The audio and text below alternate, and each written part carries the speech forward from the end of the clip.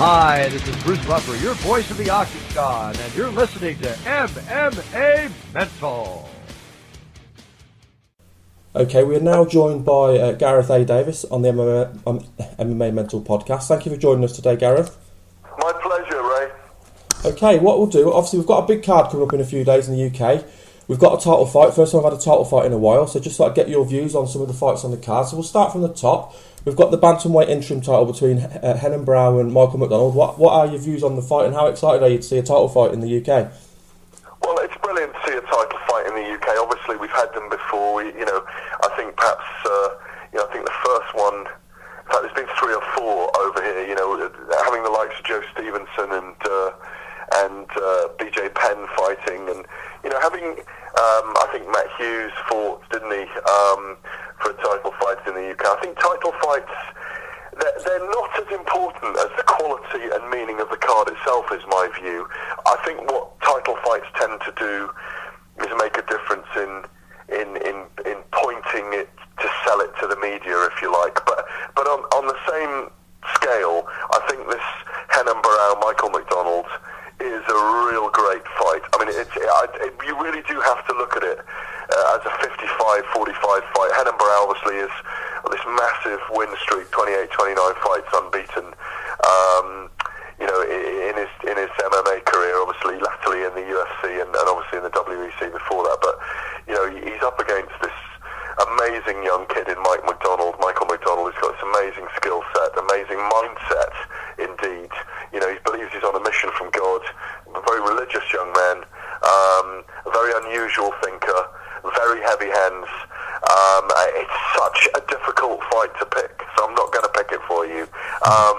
But it could be one of those explosive 5-round fights. And to be honest, either of these guys, I think, is also capable of defeating Dominic Cruz, who's obviously the champion in recess at the moment, because these guys are having to fight for the interim belt while he's out with his knee injuries. But it's an amazing contest between, really, you're talking about 2 of the very, very top fighters in the world. I don't know about you, how you see the contest.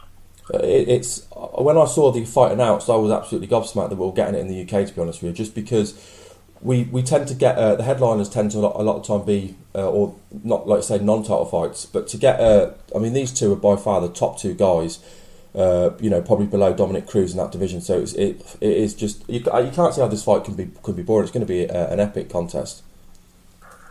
I completely agree. I mean, it's not easy to see a quick finish in this fight, and both men are incredibly durable. I think McDonald talks about being one of those kind of new age hybrid fighters in the mould of John Jones. He likes to compare himself to John Jones, Rory McDonald, that type of fighter. And he's giving himself a lot to live up to be honest. And let's hope he can do it. I mean, as I say, it's a very difficult fight to pick. I'm looking forward to getting around the 2 guys this week, and closer to Saturday, I'm hoping to be giving my pick. Although, you know what it's like with these things. People want your pick weeks out. At the moment, I'm seeing McDonald potentially causing an upset, but you have to look at the experience of Barrow in this fight as well. Yeah, there's no doubt on paper this is just a fantastic fight. We've also got a really solid co-main event. Obviously, it should have been Cub Swanson versus Dennis Seaver. Obviously, Dennis Seaver had to pull out, and instead we get Dustin Poirier, another top featherweight. What are your views on Cub Swanson and Dustin Poirier? Well, it's an even better fight than the original fight, I think. I mean, I do believe that Dennis Seaver was rightfully ranked, right up there and was worthy of a top-level contender fight. I think his last few performances, obviously he's unbeaten at featherweight. I know he struggles with the weight cut because he's so muscular. Having spoken to his camp several times when he's fought at featherweight now, but I think in many ways Poirier is another one in the McDonald mould that he's a very, very skilled. He's a very kind of erudite athlete who transitions brilliantly and is a very kind of rounded fighter. Whereas Cub Swanson's worked his way into this division and is on this amazing streak at the moment, where I think his last 3 victories are by KO. Very powerful striker, and he's learnt to set traps for other fighters. Whereas Poirier, of course, fell into the trap against the Korean Zombie of fighting the Korean Zombie's scrap-like style, and fell foul in a way of not being careful enough against Korean Zombie. So he's had a learning curve. So again, this is a contest between two guys. One again who is an emerging athlete in Poirier, and another one in Swanson, who's already here, by the way. Cub Swanson came over last Saturday. I spoke to him last week. He was arriving Saturday, and he was going to take in the sights before fighting. And again, a thrilling contest. And I don't know if you were looking, Ray, at the recently announced fighter rankings. When I spoke to Cub Swanson last week, he was very unhappy that he'd been ranked, I think it was below both Dennis Seaver and Korean Zombie on the UFC's first kind of external media rankings, because Korean Zombie was number 3 and Dennis Seaver number 5, and Cub 6 on those, and Dustin Poirier 7. I think this could potentially even be a 4 versus 5 rather than 6 versus 7, and the winner from this fight definitely moves up the division. Yeah, I think those rankings are particularly hard because you've obviously had the likes of Frankie Edgar and Clay Guida both drop down to featherweight. I was going to ask you, if Cub Swanson wins this fight, with him being on such a run, how far off do you think he is of getting a rematch with Jose Aldo? Yeah, I mean, it's difficult to say. I mean, the trouble is, mud sticks, doesn't it? And obviously, it was a brutal finish against Jose Aldo, but it was almost at the time, you could say that it was a different type of Cub Swanson. How long ago is it now? It's 4 years ago, actually. WEC 41, and that was an eliminator, wasn't it, for the featherweight title? Didn't last long. Was it 8 seconds? Double flying knee and punches. Yeah, one of the fastest finishes in MMA history. The trouble is mud sticks, and I think Jose Aldo obviously is a different fighter himself, but I think so is Cub Swanson. And I think, if he beats Poirier and then he beats, I don't know, Lamas he's lost to, remember, as well. That was by submission back in 2011. Maybe a Lamas fight, because Lamas is heading towards a title shot. I think a couple of fights away. Look, most of these guys, when they're in the top 10, Ray, we've got to look at the quality of all these divisions in the top 10.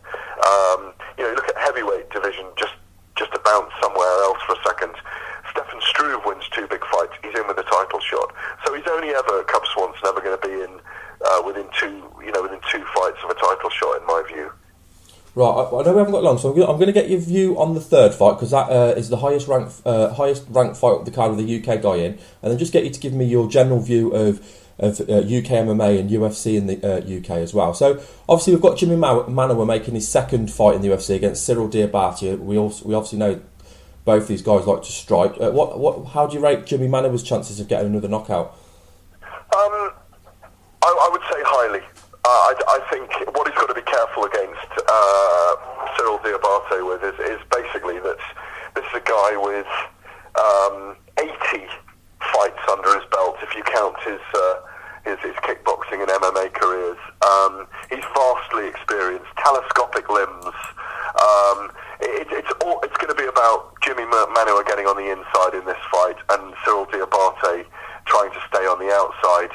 I think Manuwa will try and wade through Diabate. I think whatever game plan Jimmy Manuwa works on in the camp, I think once the klaxon sounds, I think he's a beast in there, as we saw against Kyle Kingsbury in Nottingham in September.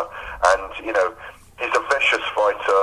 He's a finisher, and I just think that he's going to win a lot of fans. But if Diabate pulls a sneaky one, I know he's not renowned for his ground game, but he could potentially take Jimmy to the ground. Jimmy looked vulnerable on the ground, even on those few occasions in Nottingham.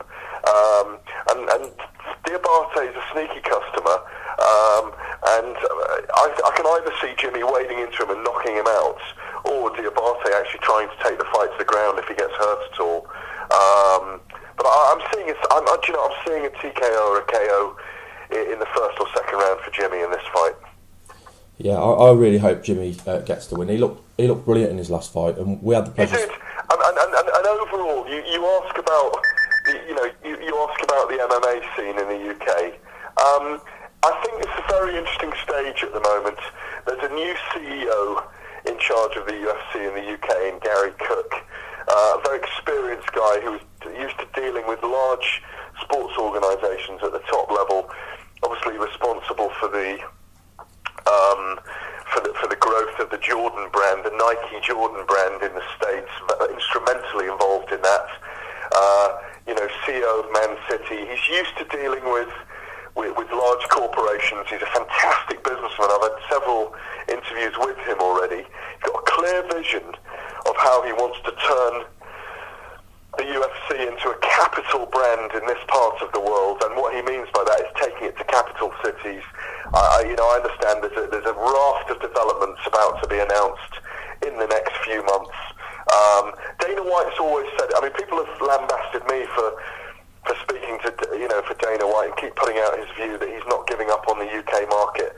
I must have interviewed him 20 times over the last 3 or 4 years, and every time I've put this question to him from UK fans, Dana White's always said, look, we're just trying to get the right TV deal in place, get the right conditions in place. Obviously, it's a different timing in terms of the market, and we're not giving up on the UK market because we know that fight sports are part of the British psyche.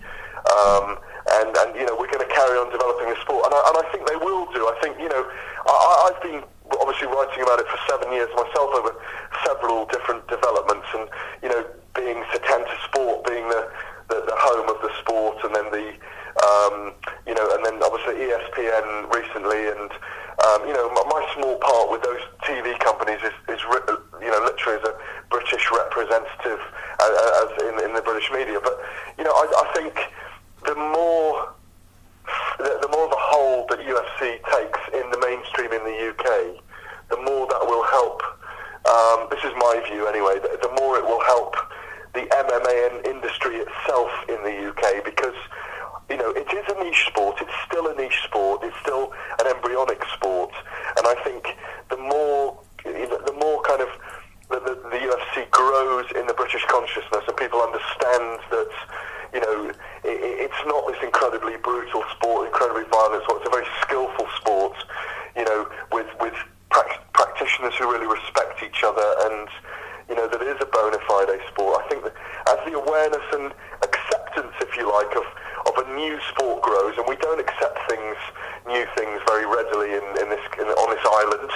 I think as that grows, I think it will help the MMA industry as a whole, because I think there's a big gap at the moment between, if you look in real terms, kind of financially, between what is the UFC and the British MMA scene, which in comparison really is a cottage industry.